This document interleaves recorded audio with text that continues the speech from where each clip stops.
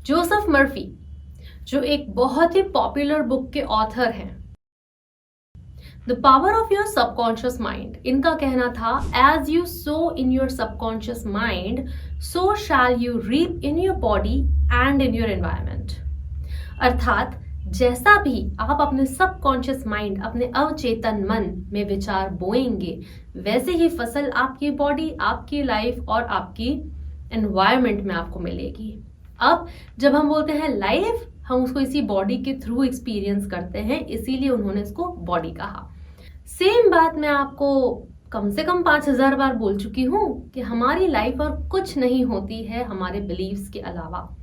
हमारी लाइफ सिर्फ एक मिरर होती है हमारे बिलीव्स का, और हम ना बस आईना साफ कर रहे होते हैं। हमें अपने चेहरे पे जो धूल जमी होती है, अपने बिलीव्स के रूप में जो धूल हमें मिलती है, वो हमें दिखाई नहीं। आपके बिलीव्स ही आपकी पर्सनालिटी शेप करते हैं। अब डॉक्टर जो डिस्पेंजा का कहना है, your personality is your personal reality. आपकी पर्सनल रियलिटी जो है वो सिर्फ और सिर्फ आपकी पर्सनालिटी की वजह से। अब अगर लाइफ सही चल रही है, मतलब पर्सनालिटी बिल्कुल सही है, और अगर लाइफ कुछ रोलर कोस्टर जैसी चल रही है, मतलब पर्सनालिटी में कुछ तो भी बिलीव्स गड़बड़ हैं।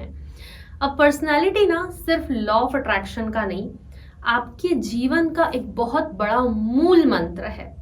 आप लाइफ में आज जितना कमाते हैं या भविष्य में जितना कमाएंगे, आप के रिश्ते जैसे हैं या जैसे रहेंगे, सोशली आपके पास कितना नेम और फेम है, लोग आपको कितना जानते हैं, आप कितना रिस्पेक्ट अर्न करते हो, आप कितना अट्रैक्टिव हो, ये सारी ही चीजों के लिए आपकी पर्सनालिटी जिम्मेदार होती है। अब एक डिस्क्लेमर दे दूं, इस गलतफहमी में तो बिल्कुल मत रहना कि आप दिखते कैसे हो ये आपकी पर्सनालिटी होती है, क्योंकि आपकी जो पर्सनालिटी होती है ना, वो फिजिकल से ज्यादा साइकोलॉजिकल होती है। ये कुछ नई बात लगेगी आपको सुनने में।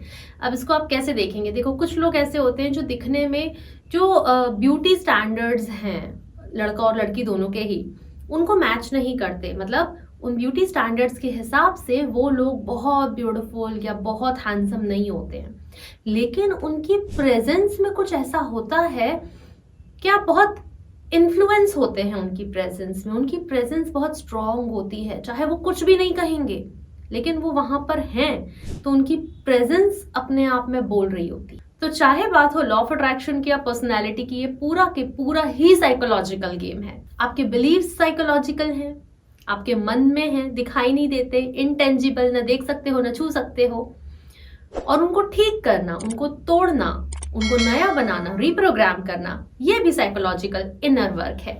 द गुड न्यूज, न्यूरोप्लास्टिसिटी ये प्रूव करती है कि हम खुद को रिप्रोग्राम आसानी से कर सकते हैं। तो जैसे ही आपका सबकॉन्शियस रिप्रोग्राम होना स्टार्ट करता है, आपको बिलीव भी नहीं होगा कि इट वॉज दैट सिंपल।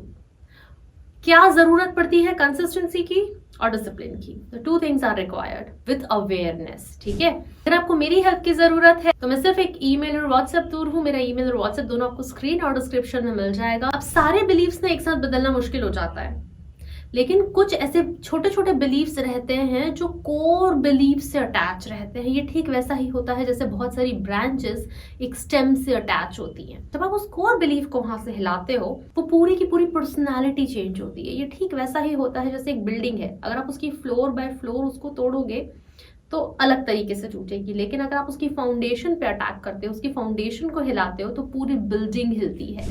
तो मैं डॉक्टर अर्चना, लाइफ कोच, एक एडवांस लेवल हिप्नोथेरेपिस्ट हूँ, काउंसलर हूँ, आपके बिलीव्स और आपके माइंडसेट पे काम करती हूँ। मैं एनएलपी एक्सपर्ट हूँ, इनर चाइल्ड हील करती हूँ, शैडो वर्क करती हूँ। हाँ, बाय द वे, आपको याद है कि मैंने आपको एक वीडियो में अपने एक बिलीफ पर काम करने के लिए कहा था, आई एम लकी। और मुझे ये जानकर बड़ी ही खुशी हो रही है आप लोगों के कमेंट से, जो लोग मुझे लिख रहे हैं कि ma'am thank you so much, आपने जैसा जैसा बोला था लाइफ में एग्जैक्टली वैसे ही चेंजेस आ रहे हैं, एग्जैक्टली वैसे चेंजेस आ रहे हैं कि आपको अचानक से अच्छे लोग लाइफ में मिलने लग जाते हैं। आप सही समय पे सही जगह पे होते हो जहां से आपको हेल्प मिलती है। आप अचानक से फील करने लग जाते हो कि आप सच में बहुत लकी हो और लाइफ आपको सपोर्ट कर। ये सेम स्टोरी आपकी लाइफ की भी हो सकती है जब आप अपने बिलीव्स चेंज करते हो। अब फिर से मैं बात करती हूँ पर्सनैलिटी की, क्योंकि बिलीव से ही पर्सनैलिटी शेप होती है। हमारी पर्सनैलिटी और आइडेंटिटी कहीं ना कहीं ये दोनों सेम चीज होती है। आपकी मदद के लिए इस कॉन्सेप्ट को मैंने बहुत क्लियर वे में इस बुक में डिस्क्राइब करा है, the secret mantra to awaken your inner genius. इसमें मैंने आइडेंटिटी के बारे में भी बताया है, आइडेंटिटी क्या होती है, और आइडेंटिटी शिफ्टिंग के बारे में भी बताया है कि आइडेंटिटी को कैसे शिफ्ट किया जा सकता है। अच्छा, मैं आपको थोड़ा सा रीड करके बता देती हूँ। This step is for you to know your current identity, but what is identity? Identity is the way we see and understand ourselves, कि हम अपने आप को उसी नजर से देखते हैं कि हम कौन हैं, हम कैसे हैं। तो इसमें आपको दोनों ही चीजें मिलेंगी, करंट आइडेंटिटी और डिजायर्ड आइडेंटिटी की। हम अपनी डिजायर्ड आइडेंटिटी तक नहीं जा सकते हैं जब तक करंट आइडेंटिटी को ना समझें। By the way, thank you so much इसको बेस्ट सेलर तक पहुंचाने के लिए, और आपको ये बुक जितनी खूबसूरती से हेल्प कर रही है, इट्स रियली मेकिंग मी। और हर दिन मुझे आपके जो ब्यूटीफुल से कमेंट्स और कॉम्प्लीमेंट्स मिलते हैं, आपके व्हाट्सएप मिलते हैं, आपके I feel happy with every single feedback. Thank you so much. तो बेसिकली अगर मैं आपको शॉर्ट में बताऊं, आइडेंटिटी होती है हमारा माइंडसेट हमारे अपने बारे में। ये हमारी आइडेंटिटी को शेप करता है, सिर्फ अपने बारे में ही नहीं, दूसरों के बारे में भी, कि लड़के तो ऐसे होते हैं, लड़कियां वीक होती हैं, लड़कियां पैसा नहीं संभालती हैं, मनी इज नॉट गुड, भाई भाई में झगड़े करवाता है। ये सारी ही चीजें हमारी आइडेंटिटी को ऐसी शेप करती हैं जो कि दिखाई भी नहीं देती। लेकिन हमें, तो अगर मैं इसको क्लियरली बताऊं, ये एक सॉफ्टवेयर है और ये हार्डवेयर है। इस हार्डवेयर को चलाता है वो सॉफ्टवेयर, और इस हार्डवेयर के थ्रू हम अपनी लाइफ जीते हैं। तो बस सॉफ्टवेयर चेंज करने की बात हो रही है, वो जो साइकोलॉजिकल आइडेंटिटी है, पर्सनालिटी है, उसको चेंज करने की बात हो रही है। तो अब आपके लिए सवाल ये है, बहुत छोटा सा, कि आपका माइंडसेट खुद के लिए क्या है, आप खुद को कैसे देखते हैं। बहुत ऑनेस्टी से लिखना, खुद के साथ फॉर्मेलिटी नहीं होती। और दूसरा, आपको ये लिखना है कि आप दूसरों को कैसा शो करते हैं खुद को, वहां पर आप अपनी आइडेंटिटी कैसे दिखाते हैं। अगर इन दोनों के बीच में आपको गैप दिखाई देता है, it means the integrity has been broken. Fine, फिर से कह रही हूं, ये थोड़े से डीपर साइकोलॉजिकल एस्पेक्ट्स होते हैं। तो आपका होमवर्क सिर्फ इतना ही है कि आप खुद को किस नजर से देखते हैं। How do you see yourself, what's your mindset about yourself. आपका अपने बारे में माइंडसेट क्या है, आप खुद को किस नजर से देखते हैं। पहला आप ये इसको डिटेल में लिखेंगे। बिल्कुल चीटिंग नहीं चलेगी, बिल्कुल फॉर्मेलिटी नहीं चलेगी, क्योंकि खुद के साथ फॉर्मेलिटी कर भी नहीं सकते आप। दूसरे पेज पे आप लिखेंगे कि आप दुनिया के सामने खुद को कैसा शो करते हैं, वहां पर आपकी आइडेंटिटी आप कैसे दिखाते हैं।